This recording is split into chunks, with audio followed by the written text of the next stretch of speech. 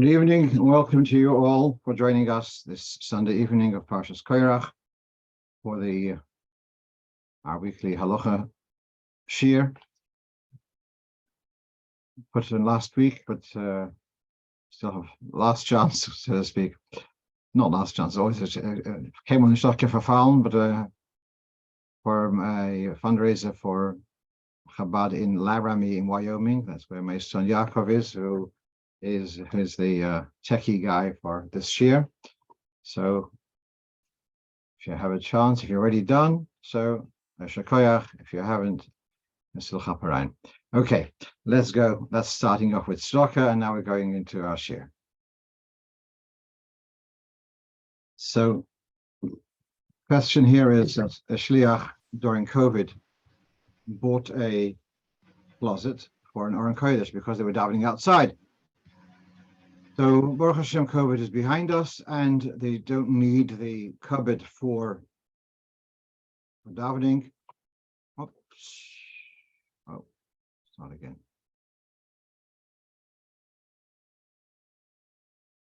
So they don't need the cupboard for davening, and so he's asking, what can he do with it? Can he use it as a closet for clothing, etc.? So let's take a look in Hilchos Beis HaKnesses in Orach Chaim Siman Kuf Nun Gimel. Unfortunately, it's not extant in the Alter Rebbe's Shulchan Aruch. Talks here about selling a shul. So there is a way of selling a shul in a legitimate way, and it says the following: if the shul is sold, the money which is gotten by that remains sacred.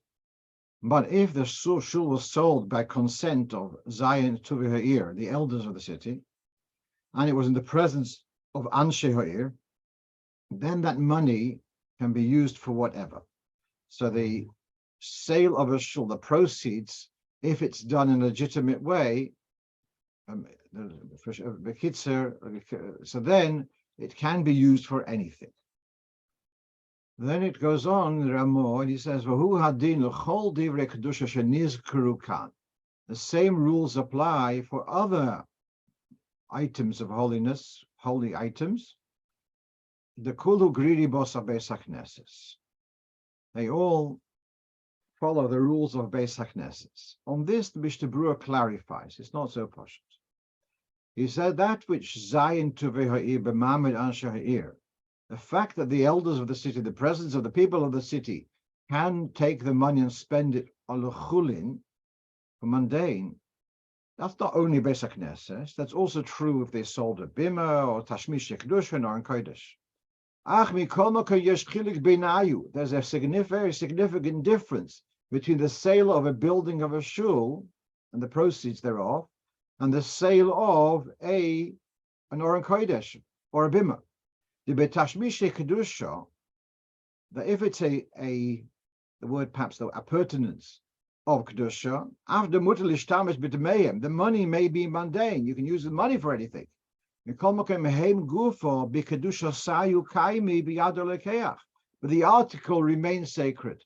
So again, if you sold a building in a legitimate way, then that building becomes a mundane building, can be used for anything. But if you sold the bima and Oron Kodesh, the kedushas haguf ninu, because they as articles themselves have become sacred, so the money, the proceeds are chulin, but the article remains sacred. Whereas by his HaKnesses, the shul, tashmishe mitzvah, possibly the seats in the pews, etc., when they are allowed to use them for other things. And he gives a reference to his own commentary further in Kuf Nun Daled, in Mishnah Berurah, and in Biur Halacha. So now we've come here to a interesting distinction. There's a difference between a sold shul and a sold Oron Kodesh. Not on the money side, but on the original article. Does it lose its kedusha because of the sale, or does it not lose the kedusha? So he's meanwhile taken the position that the Oron Kodesh in our case does not lose its kedusha. So now I'm reading here the Biur Halocho in Siman Kuf Nun Dalet. When we say that the tashmish, that the you can do a legitimate sale, Zayin Tuv Ha'ir, and that takes away the kedusha, similar to Beis HaKnesses. Well, earlier we saw that the Magen Avraham says that Loi Mahani Shum Eitzon, no trick works to take out the kedusha of an article of tashmish kedusha, of a pertinence of kedusha. All of these tricks don't help to undo its kedusha. And he gives references to a Ramban, Rashba, Ritva, Oran, etc. The Imperial Godin points out that from the Rambam, we get the impression that also Tamishmish Kedusha will also lose their Kedusha by being sold in a legitimate way. So here we're seeing two opinions, whether an Oron Kodesh, etc., which is sold, does the Kedusha also go away? And here he rationalizes the reasoning of the Rambam, that he says that the Kedusha of a Shul is like because of a vow. It was committed to become sacred. It was given by the donors to become sacred. And therefore, it would be like a hekdesh, consecrated on condition. And that's why it can be undone, because the condition is the that's the opinion of the Rambam, that sale of an Oron Kodesh would take away its kedusha, whereas the other Rishonim don't follow that. What does the Mishnah Berurah himself conclude? Le'inyan dina, although the Rambam, the Shulchan Aruch, do imply that it is okay, and the kedusha does go away from the Oron Kodesh through sale in a legitimate way, in Ravi, etc. However, it's difficult to rule leniently against all of these masters, the Ramban, the Rashba, the Ritva, the Ran, etc. So here the Mishnah Berurah is taking the view that sale of an Oron Kodesh would not take away its kedusha. But what seems to be, first of all, Shittas Rambam is that it does work. Secondly, that all of this is said when it was consecrated, should we say, indefinitely. But if it was clearly consecrated only for a temporary purpose, as in the case of this cupboard being purposed for an Oron Kodesh, then it was clearly a temporary dedication. And therefore, I would venture to say that everyone would agree that it can be, then when it's no longer in use for the Oron Kodesh, it can be used for mundane stuff. And just to make it a bit more mahuda, to also that they told the shliach to give a $5, let's say, it was a question from the United States. He should give the cupboard belongs to Chabad, give Chabad $5, and then you've bought out the Oron Kodesh. It now becomes chulin, and then you can use it for clothing, etc. That would be, according to the Rambam, would be legitimate in any case. And even if not, so then because it was consecrated, obviously, only as a temporary measure, therefore it should be okay, perhaps even without the going through the redeeming it. But that's just an extra. Let's move on. Now, in another shul, this shul is now a shul somewhere in Central Europe, and the shul's been standing many years, and over Shavuos, the ladies noticed that they were getting bitten from apparently wormwood in the pews. And so, being traumatized by this infestation in the old furniture, so they've decided that it's time to dispose of the old furniture and really revamp the ladies section in the shul. So now the question is, what do they do with all the wood of these old pews? They're not going to be usable for anything. Can they be used, in other words, for furniture? They're useless with the infestation on top of it, but can they be used as firewood? So here what we have in also the same siman in Kuf Nun Gimel, when the Anshe Hakfar, when the people of a village will sell their shul, they can sell it as a, how do you say, indefinite, mimkar oilom, and the buyer may do with it what he wishes. Not allowed to use it, however, for a bathhouse and etc. But if it was sold with Shiva Tuva Iba Mabin Ansha, then it's permitted to use it even for such, shall we say,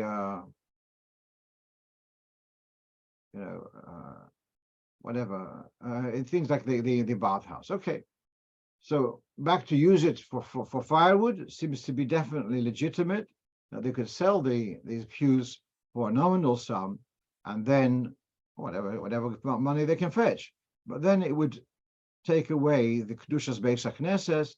They could be used. The wood could be used for firewood, for like barbecue, whatever you want. That would be legitimate, right? Third question here is, I teach in the girls' school here, the top classes, and we had a discussion. We know it's very common that people tear open packaging of food on Shabbos. So what's the story about opening a package of a magazine or a package of an item of clothing which arrived? Now, we're not going to go into the question of where it came from, chutz l'tchum, etc. Let's say it had arrived before Shabbos, but they just didn't get around to opening it. Are you allowed to tear open a package of non-food? So, of course, the girl said, because it's food. And so I challenged them. Food is not a heter to do melacha, because we're not allowed to fry eggs on Shabbos. So why should be the fact that it's for food be a heter to open up, to tear open a package? That was my question. And I said, I'll do some homework, which I'm sharing with you. So now, this is from the Ksos HaShulchan, from Reb Chaim Noah. And I got to this address from the Sefer Shabbos Halocho, which is from Rabbi Kosiel Forecast, as on his fourth volume, and Hilchos Shabbos is dealing with this area of one of the chapters deals with the building and opening containers, etc. So he writes this is Reb Chaim Noah. He writes that it's evident here that you're not allowed to open a letter. That is istu midrabanon, of demolishing. You're demolishing the letter, even though it's what's called a binyan garua. It's not like a solid structure. It's something which is more flimsy, because the seal on the envelope is not so strong, and therefore it should be compared to the barrel, which has gotten cracked and then stuck together with tar, which is discussed in Siman Shin Yud Daled. And therefore, just like the Mishnah says, you're allowed to break open a barrel, what's called, Tosfos calls it a mustaki, it's stuck together with a kind of glue, in order to feed your guests with the figs which are inside there. So, while the same thing should be with opening an envelope. And if it's tied with a string, but also tying with a string is not a strong structure. Therefore, it shouldn't be considered demolishing by opening it.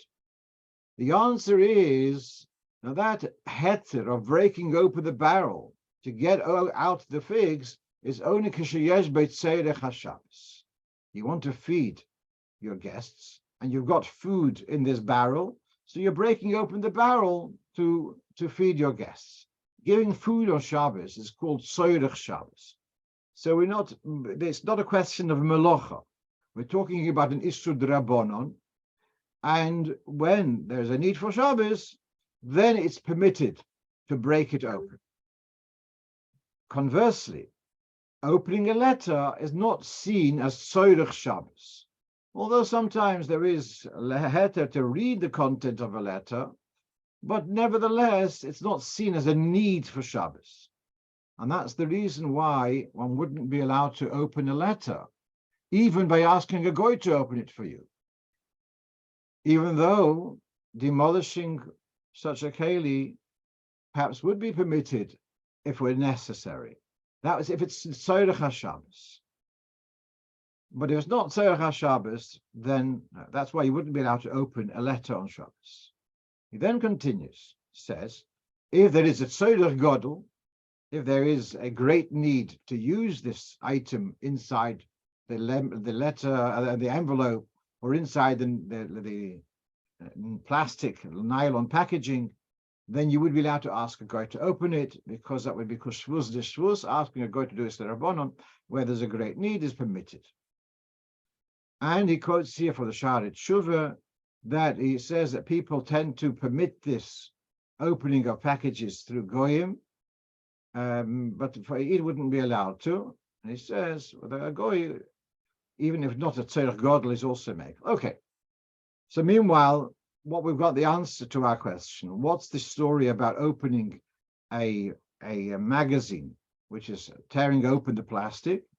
So, since the reading of the magazine is not called a tzorech of Shabbos, therefore it wouldn't be allowed, whereas tearing open a packet of bamba is considered a tzorech Shabbos. Okay, well, that's the basic drift over here. Let's read a little bit further. Now, this is from the Alter Rebbe's Shulchan Aruch. And before that, we're going to read a quote from the Nitei Gavriel. And this is in his volume about Yomtov. He says, you are allowed to open a letter or an envelope on Yomtov. And one of the sources is actually in the Alter Rebbe's Shulchan Aruch. And you can see that, sorry. I think it's Tofkaf Test. I don't have the reference in front of me. So you have the following. It says, if a goy brought a letter on to a yid, he delivered a letter on Yom Tov, and the letter is sealed. So the Yisrael, the Jew, is allowed to open the envelope himself, because the idea of demolishing is not really relevant for Kalim. Even though this very same act of opening the envelope would be forbidden on Shabbos, however, on Yom Tov, it's not so strict, and you would be allowed to open that envelope, provided, he says, that there's no emblem, no image, no letters, because then demolishing that would be Isur of Moichik. Okay. Let's then read one more thing, which Nitei Gavriel actually refers to, a letter of the Frierdiker Rebbe. And this is a letter, as you can see, it's in volume Yud Aleph of the Frierdiker Rebbe's letters. And he writes to a devoted chassid, whose name was Rebbe Hillel Zlatopolsky. And he writes to, the Rebbe writes, your two letters I received, both of them are toichnim, meaningful, got valuable content, and many details, which I found very interesting. And I want to express to you just briefly, the first letter I received on the second day of Yom Tov. And I opened it, because that's the Noihagin Bebeis Abo, that's a custom back in my father's home, that we would open letters to see whether there are matters of urgency, not matters of urgency for implementation, but in Yonim Shel Machshove, matters which are relevant to thinking about. Because Machshove Toiva, a good and appropriate thought, Be'ito, to think, in other words, the Rebbe thinking about the needs of the Chassid, Nuchutzahi, is important. Who behergesh Chassidi Omek, you, Reb Hillel, with your deep Chassidische sensitivity, will be able to understand the hergesh, how it was important for the Rebbe and valuable for the Rebbe to open up that letter on Yom Tov. So here we're seeing that he would open letters on Yom Tov. And he writes further, I was happy that I opened it on Yom Tov. Besides the live content, reference to Inyanim Chassidus, which brought me a double Simchas Yom Tov. There was a specific settle, which I'm not sure what that refers to. Then then he says, with wholeheartedly I blessed you, that Hashem should give you success in your Inyanim in an amazing way. And okay, so the kids, what we're seeing here is that whereas opening packaging on a Shabbos, if it's not food, and we will, unless it's really called a tzorech, otherwise we would by default say it's not a tzorech, and we would not open packaging, neither a magazine nor of clothing. The same thing would be permitted on Yom Tov. I'm going on to a couple of people will be asking for some clarity about the cheese, the Chevington cheese. Is it 6 hours or 1 hour As we know, there's a chumrah which was introduced by Marami Rebbe of Rothenburg, who lived about 700 years ago, and then it's become about that treating hard cheese similar to the way we would treat meat, just like hard meat has a strong taste, a lingering taste. Well, so does cheese, hard cheese. And just like meat has a crumbly texture, which, kind of, and it can get stuck between the teeth. Similarly, hard cheese has got also a texture which can get stuck between the teeth. So I'm just going to read here. There's an annual publication by the Kehillah here called Hakol, and they write the following. There have been numerous inquiries concerning the requirement to wait 6 hours after eating various types of yellow/hard cheese and cheese products before eating meat. They quote the Shevet HaLevi of Rav Vosner, who writes that since it's not possible to know exactly which cheese is considered hard, it's correct that one always waits 6 hours after eating cheese, and many poskim rule likewise. There have been requests from the public to mark hard cheese packages with production dates, in order that people can know if the particular cheese is 6 months old, as cheese does continue to mature after packaging, and therefore classified as hard cheese, but cheese producers have not been able to accommodate this request, as it would require extensive changes to their packaging and marking equipment. He then says, they write, halloumi, mozzarella, ricotta cheese, produced under Kadassia supervision, do not require a 6-hour wait. The reason for this is because these cheeses are packed within a week or two of production and have a 3-month sell-by date. The required to wait 6 hours doesn't apply to soft cheese, even though the best before date longer than 6 months, as they do not age in the way hard cheese does. So what we're seeing here, this is the policy of the Kadassia here, that to consider generally the whether it's cheddar or whatever, to consider those cheeses as hard cheeses, and therefore to require a 6-hour wait afterwards. I'll address that a little bit more in a moment. Just here we have on the margin, we have the tshuva of Rav Vosner, who says, I generally am machmir on this, and that's because there's all the different types of cheeses, some of them are less than 6 months, some of them more, and you're going to have a whole calendar to keep track, and that's going to be quite impossible to do, and therefore we should generally be machmir with hard cheese. In any case, some achronim say that even it's less than 6 months, one should be machmir. A couple of points. Number one is that the 6th month process, nowadays, what used to take 6 months can be done today in a few hours with a chemical influence. So it doesn't need to take as long. So the 6 months itself, it's not so clear. That's on the one side. On the other side, for sure, people are aware there are, even after meat, there are those who wait less than 6 hours, there are those who wait 1 hour, those who wait 3 hours, are those who wait 5 hours and a bit. So there's room to be makel in even after meat, and therefore, where there is a need, one could possibly also take a more lenient position with after cheese, because after all, it's a chumrah built on a chumrah. Perhaps one other point is that if the cheese, I said the reason why the cheese has got a parallel to meat is because of its crumbly texture and its long lingering taste.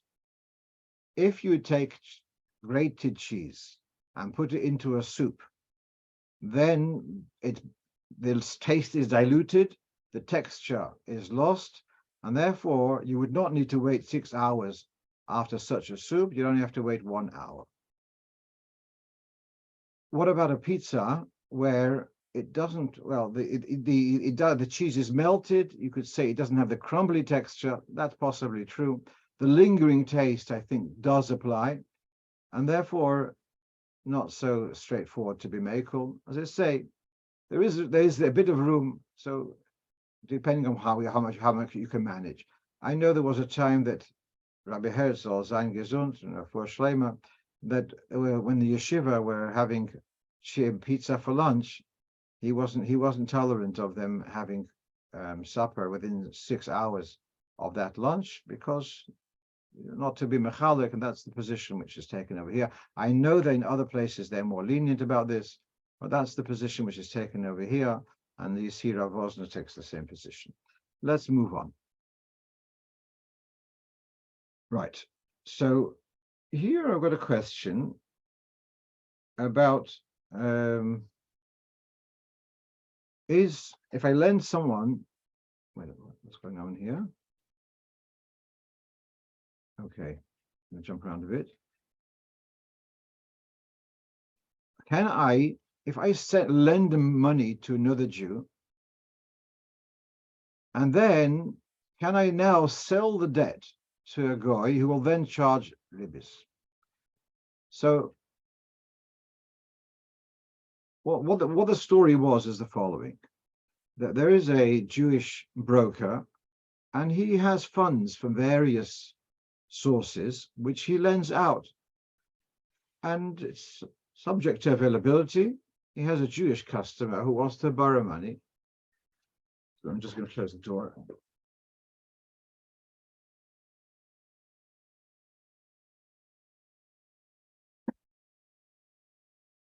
He has his Jewish customer who wants to borrow money, and he only has Jewish lenders. So meanwhile, he'll lend the Jewish money to a Jewish borrower, but then the understanding is at a later stage when he will have a non-Jewish lender available, so then the debt will be transferred. Instead of owing to the Jewish lender, it'll be owing to the non-Jewish lender, and then ribis will be payable. So this was a question: is that an acceptable thing? Because I'm just seeing that somehow the Jew is bringing the debt which is owing to him. The Jew, the lender, is causing that the borrower is going to have to pay more for his loan, and I'm a little bit worried, because it's asking you for trouble in a way. Someone owes me money, and I can't get a penny. I've lent him £10,000. I can't make any more on it, so I've got a simple answer. Well, subject to availability. I can find a guy, and I explain to this guy that this is a very reliable borrower, can prove to him it's very, very reliable, and I'm selling you this loan. I'm going to sell it to you for £11,000. And you will charge over the given period, and you'll charge ribis, and you'll get £13,000. So I'll be making more money by selling it to a guy who can charge ribis. So it was me. So I wrote to my ribis consultant, who said, I've got a simple solution. Instead of going through this, on the day where the goyish lender is ready to advance that money, he should advance the money to the Jewish borrower. The Jewish borrower will pay off his Jewish lender, and he will now owe the money to the goy. In other words, terminate the first loan. The loan from the goy will terminate the first loan, and now he'll owe money to the goy, and he'll pay ribis. In that way, there's no continuity from not that the Jewish lender has enabled the goyish lender. So that's what I advised. I think it's fairly straightforward, and the person who asked the question was very happy with that solution. But I put it on the list of questions, and Rabbi Zirkind in Florida saw the question, and he pointed me in the direction of the Sefer Bris Yehuda. Bris Yehuda is a pioneering work of Rabbi Yaakov Bloy. It's a pioneering work on the topic of ribis. And he actually addresses this situation, which I didn't find before. I'd looked in a different Sefer on ribis. He says, if a Jew is owed money, one Jew to another, if the lender sells the promissory note to a goy, and the goy will now charge ribis, charge interest. Jew who lent the money, who sold the contract, if he still holds he himself responsible, he guarantees the payment of this loan, then that's forbidden, because in a sense he's still remaining the lender, and therefore his ribis is forbidden. But then he seems to be saying that you could sell. That's probably more often the case. If you have someone owes you money, you may sell that document. You may sell the debt for less than its face value. So if it owes you £10,000 and you're not worried, you're worried whether you'll ever see it again, and you sell it to a guy for £9,000, and that would be okay, even though you take responsibility for it, because it's actually going down rather than up in value, and therefore there's no question of ribis. So that's interesting. So he does allow selling the debt, but I think what my consultant advised is I think fairly straightforward and avoids the question. You can just terminate the first loan and then start up by means of the new loan from the goy. Let's go on to another interest question, and that is, we're not allowed to charge interest to a Jew, a fellow Jew. I lend him £1,000. I'm not allowed to get back £1,001. I'm not allowed to get any money extra. And obviously there is always a concern whether are people taking advantage of this and failing to pay on time. So are you allowed to introduce a penalty that if the person doesn't pay on time, then they will owe more money? So if they borrowed £1,000, if they don't pay on time, it'll be another £100, etc. So that in itself is questionable, but certainly the Alter Rebbe, this is from the Alter Rebbe's Ribis, and he talks about if it wasn't a straightforward cash, it was more provision of goods. Someone has put down money for goods, has given £1,000 for goods to be delivered in due course, and he says if you don't deliver the goods according to the agreed date, so by defaulting on the date, you're going to have to pay a penalty. So that is permitted. So it's the difference. It's not money for money. This is goods, and goods we know can fluctuate. So there is he put down money. The buyer put down money. In other words, he lent money. He gave £1,000 in advance for goods, and if the goods would be delivered late, he would be entitled to a bonus. And the Alter Rebbe says here that which you are allowed to add a penalty is when the penalty is for provision of goods and were not delivered on time. If it's for money, even if it was with a proper kinyan, a proper commitment, that if you don't pay at this time, you would have to pay more. Even he said, even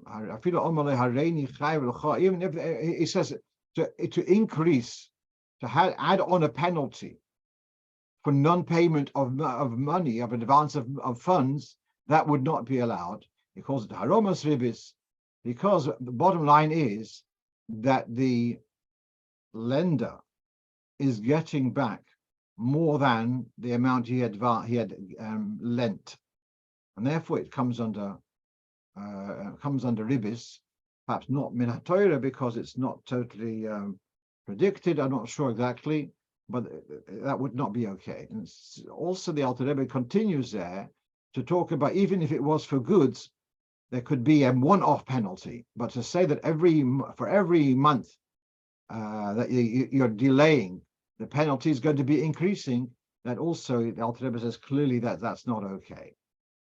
All right, let's move on. The next question we have is number 7. This is such a typical Chabad house question. So you have a minyan, and you got your precious. Someone's asking, is a charge for additional paperwork allowed? I believe that is okay, but then that's no gain. If it's actually being spent on administration, so then at the end of the day, the lender is not getting any richer. because the extra charge is going to go for administration. That's it can be like sometimes with a bounced check, etc. Well, it doesn't come into ribis. That's a different story. Yeah, right. So now here is this Chabad house question that you have 6 people who are davening. You've got 4 who are making sure they have minyan. Yeah, they're the minyan men. Of the 6 people davening, one davens extremely slowly, and he actually only manages. He doesn't daven the whole davening. He only manages at this stage in his life. He does half the davening. So can he be the 6th of the minyan? So if you know this fellow only goes up to Mevorach Hashanim, and then he steps back, does he make up the 6? Interesting question. I'm just going to read here at the beginning of Kuf Chav Dalet. It says, after the tzibur have completed their tefillah, then the chazan repeats the davening. Why is the repetition of davening? In case there's someone who doesn't know how to daven, so then he'll hear the repetition of the davening as yotze.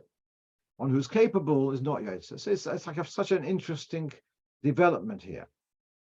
The Chazoras Hashatz is for the Einei Boki, but then we have a requirement. In order to allow Chazoras Hashatz, you need to have 6 people who davened. I'm not really sure how that works. Why is it crucial to have the 6 who've davened in order to enable Chazoras Hashatz?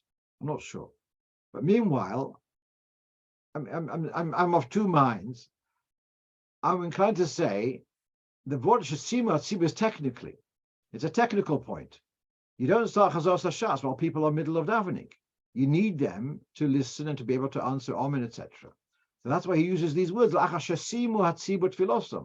if this fellow is only does till Baruch Hashanim, okay, but that he's finished his davening. Is it essentially he has to say the whole davening to allow Chazoras Hashatz? I'm not sure. And especially, as I say, the whole purpose of Chazoras Hashatz is like for this kind of fellow who is not able to daven on his own, and therefore he'll listen to Chazoras Hashatz. So I'm not sure whether that should be an impediment to join him to be one of the 6 for your Chazoras Hashatz. Let's move on. Okay. So here we have a July question, June-July question, when we've got the very long days, as I'm sure you've noticed. And the further north you go, the shorter the night becomes. And even further north, there is something which is called the midnight sun. So in Leningrad, when I was in Leningrad 30 years ago. So I was this time of the year, but we went there, it was just after Yudis Tammuz. And Lichtsinden was 11:15. It's a nice long Shabbos afternoon.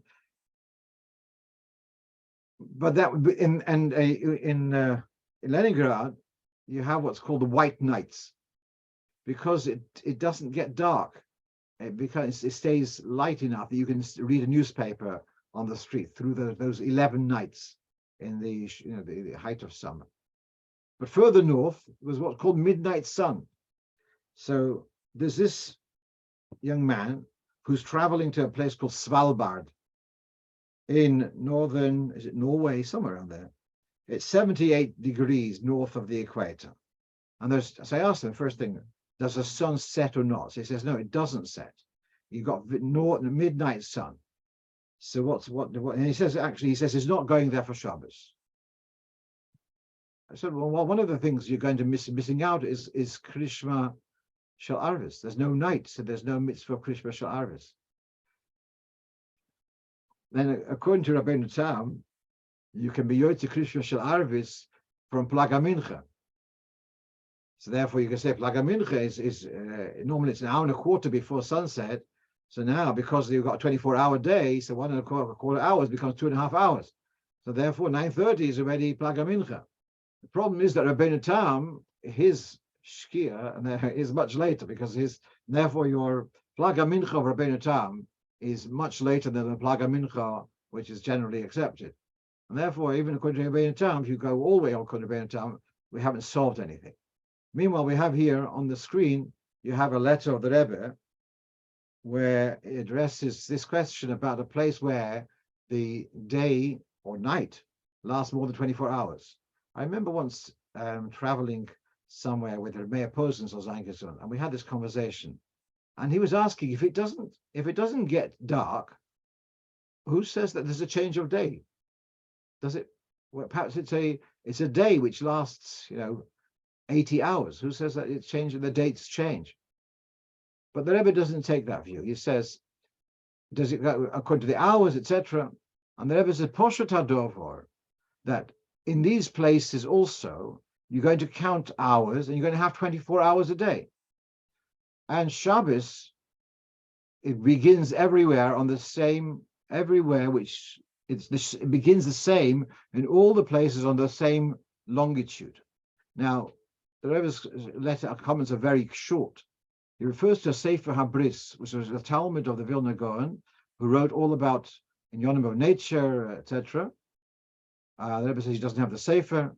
You can also look, by the way, in the Tiferes Yisrael, and the end of the first chapter, Perek of Brochas, he talks about this.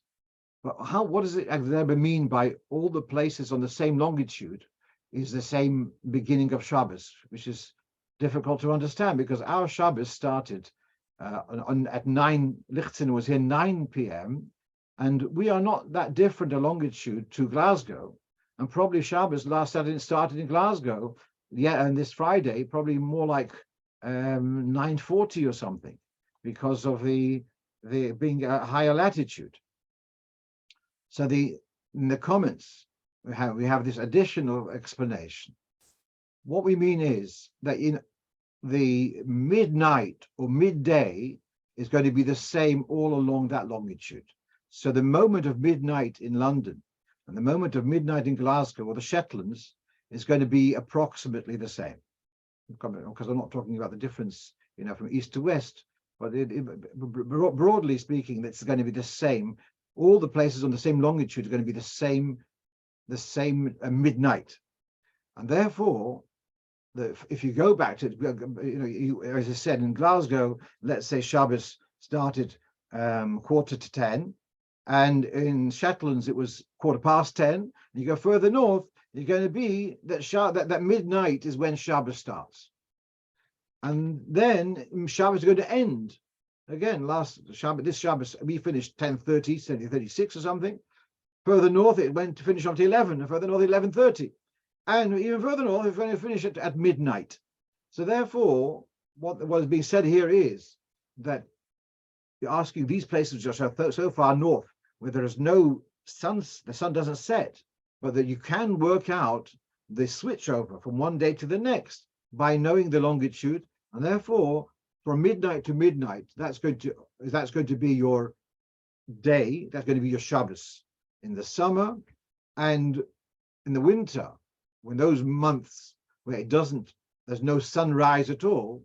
So then it's going to be from 12 p.m. from 12 noon until 12 midnight, until 12 noon until 12 noon the following. You'll have a long Motzei Shabbos. Of course, you should add a little bit for safety on either end, but basically that's the answer. So, well, then, but this Boch, I told him he's going there to such a place, he's going to miss out Krishma Shel Arvis. He didn't ask me about going, he just asked me what I should do about the mitzvahs. And the midnight would be the switchover of the date. That would be, he's not staying there for Shabbos, but that would be when Shabbos starts and once Shabbos ends, 24 hours later. Let's move on. So here's a question. One of our local people here, son became bar mitzvah, and he asked the question. He got all these book tokens, etc., Amazon vouchers. Does he have to give meiser on the book tokens and the Amazon vouchers, etc.? So here's the following report. Now, meiser is also for money which is given as a gift. Unless it was given for a very specific purpose, perhaps we've discussed this in the past, but if money was given as a gift, then one should be giving meiser. Now, young men get married, young man and woman, obviously, and they get a gift, a set of cutlery. So they needed to buy cutlery. So instead of them going to the shop and buying cutlery, so now they got it in a gift box. How much does a set of cutlery cost? Let's say it costs £100. So what's the difference? Bottom line, whether they received a box of cutlery or they received us £100 in cash. The point is they've got now. They were going to spend the £100 on cutlery, and so now they've got £100. They got the cutlery itself, but that's a savings on their budget. That kind of gift is subject to Meiser.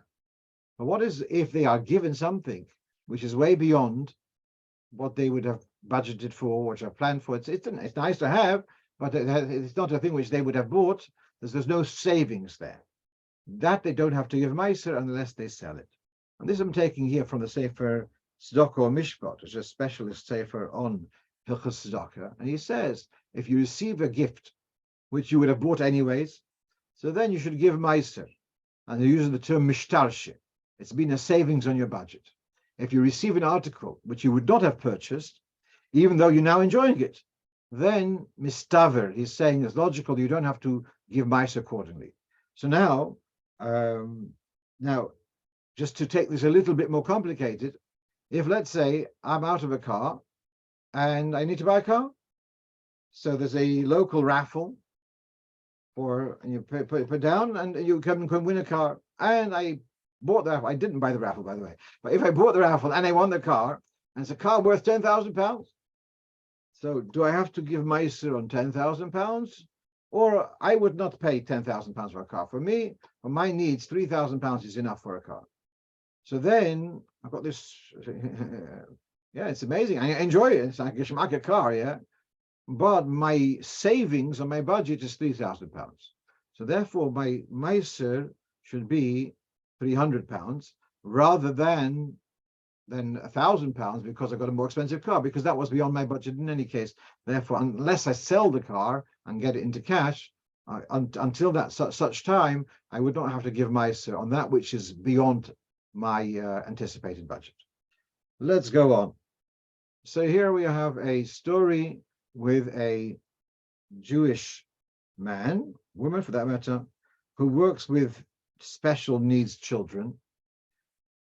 And they're not Jewish, these children. And they take them around for walks. And also part of their duty is to take them into the local McDonald's or something. They should have something to eat. So is that okay? So my question to the one who to ask me the question, to the Rov, to the Shliach, asked him, when the worker brings the kids to the McDonald's, does he pay from his own money and then get reimbursed, or does he use their money? Or it can be a credit card or something of the care management. So it turns out he doesn't have to use his money. He spends the money of the institution. And I said that would be okay. So here we have, this is actually was a surprise to me, that they have here, Bes Yosef is saying that just like you're not allowed to trade in non-kosher food, you also, which is also in Torah, so too you wouldn't be allowed to buy non-kosher food to give it as a gift. So if you have a Goyish client, to buy them a piece of ham as a gift would not be allowed, just like you're not to trade in ham.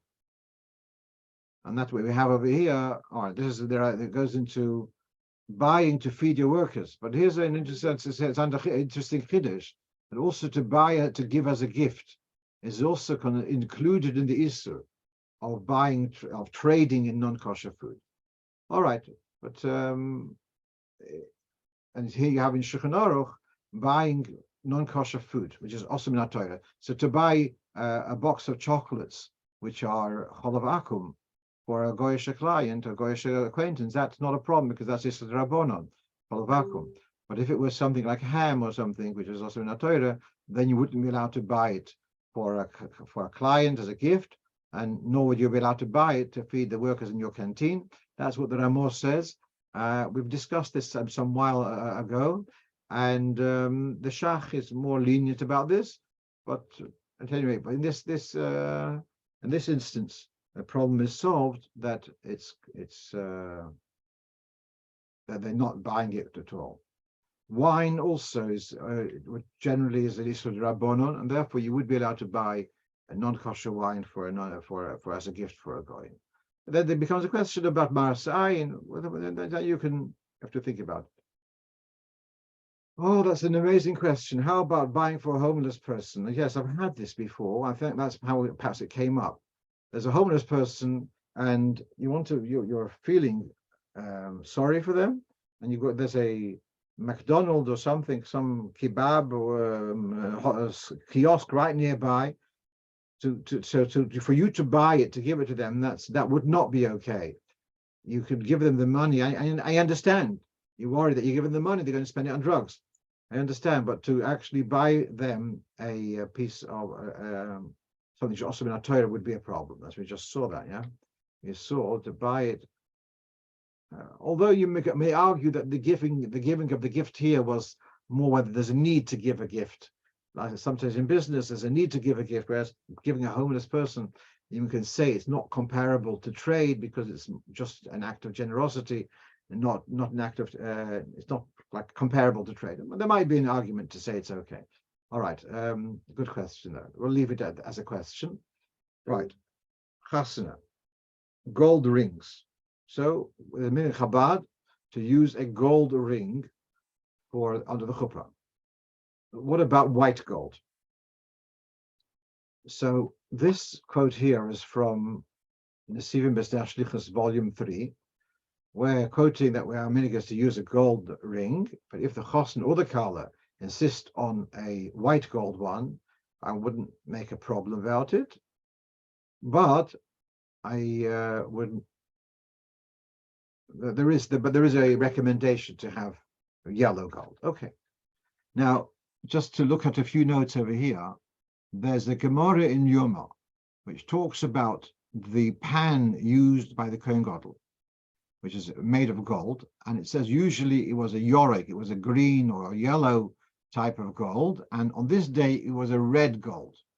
And then the Gemara goes into detail. There's 7 types of gold, and then talks about Zohov Mufos, okay, that there's a gold which is Mufos. Now, this is interesting because the word paz generally is understood to be gold, but Rashi says that paz refers to Margolius. Zohov Mufos, compared to paz, it glows like a pearl. That's pretty much like white gold, which has got a pearly color than a yellow color.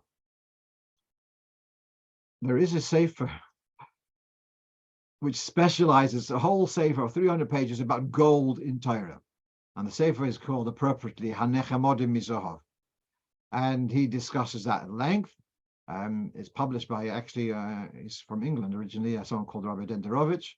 And I write here that some Rabbonim have come to an idea that you'll take the white gold ring and dip it in yellow gold, and it'll last for a few months, and then it turns into white gold. I personally am not very keen to do this kind of, because I think it's a deception. There is something about, here we have that Rabbi Groner is saying that there is some, that the Rebbe said it should be dafka yellow gold. And okay. So we have some sources that there is something about having yellow gold. Again, here's a note here about rose gold. Rose gold not being okay. So I'm saying because it's got a proportion of copper mixed in. Well, so what I'm told is that also yellow gold, 18 karat, means that it's got 25% of other metals.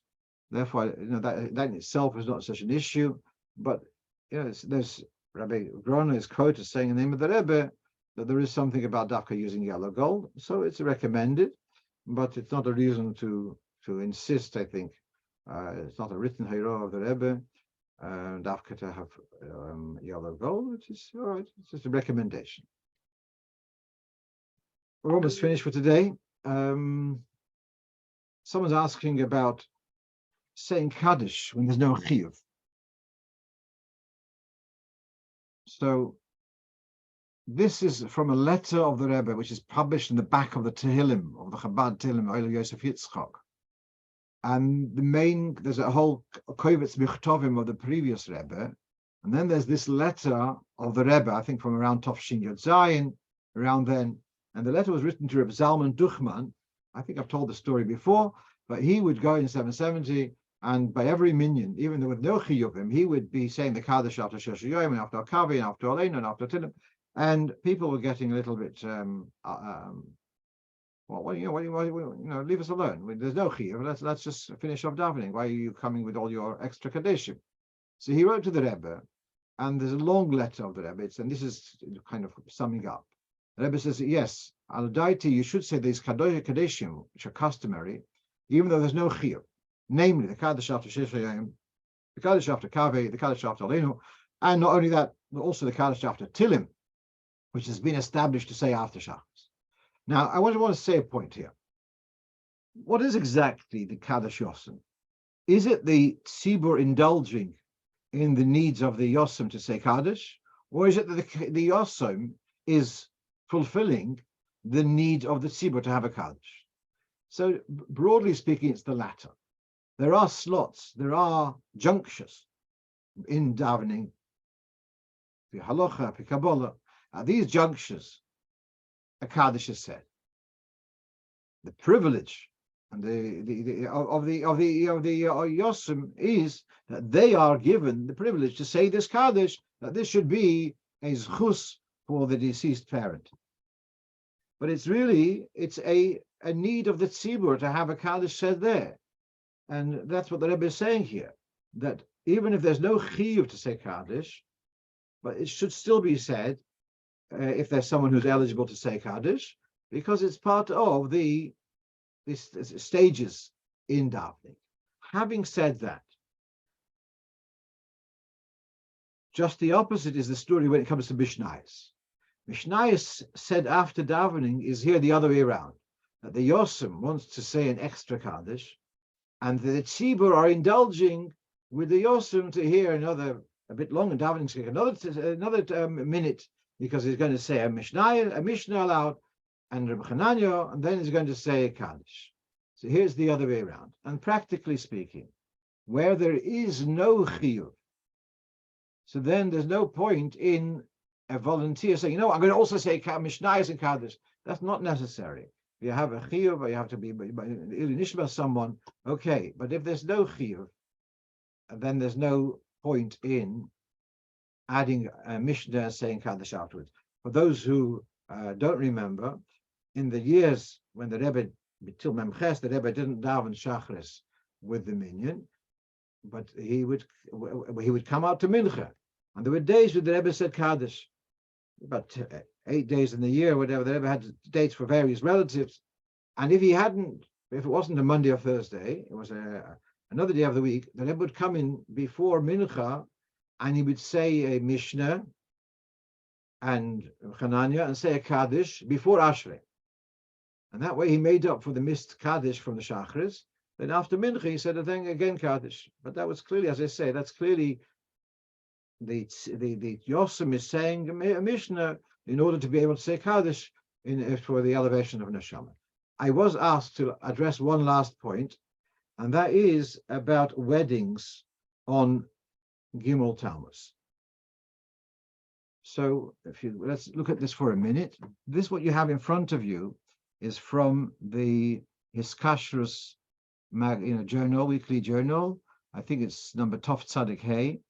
And he writes here that in the month of Cheshvan, Tovshin Lamed Ches, one of the shluchim which the Rebbe had sent as bocherim to Eretz Yisrael, he was getting married, and he wrote to the Rebbe, become a chassan, he gave various suggestions of when to make the wedding. One of the various dates was Yud Shvat, and the Rebbe crossed out that date, and he says, my opinion, to make the chassan as soon as possible. So they got engaged in Cheshvan, and they're writing to the Rebbe, and the Rebbe doesn't want the chassan to wait all the way till Shvat. It's too long. That's now. Does that mean the Rebbe had a problem with making a chasna on Yud Shvat? Oh, but then he doesn't say that. He says just to make the chasna sooner. But then in the notes, see what's the question? On a yard site of a parent, one doesn't go to a chasna. the night of the eve of the yahrzeit of a parent, one doesn't go to chasna. So here to make a chasna on a Rebbe's yahrzeit, is that appropriate or inappropriate?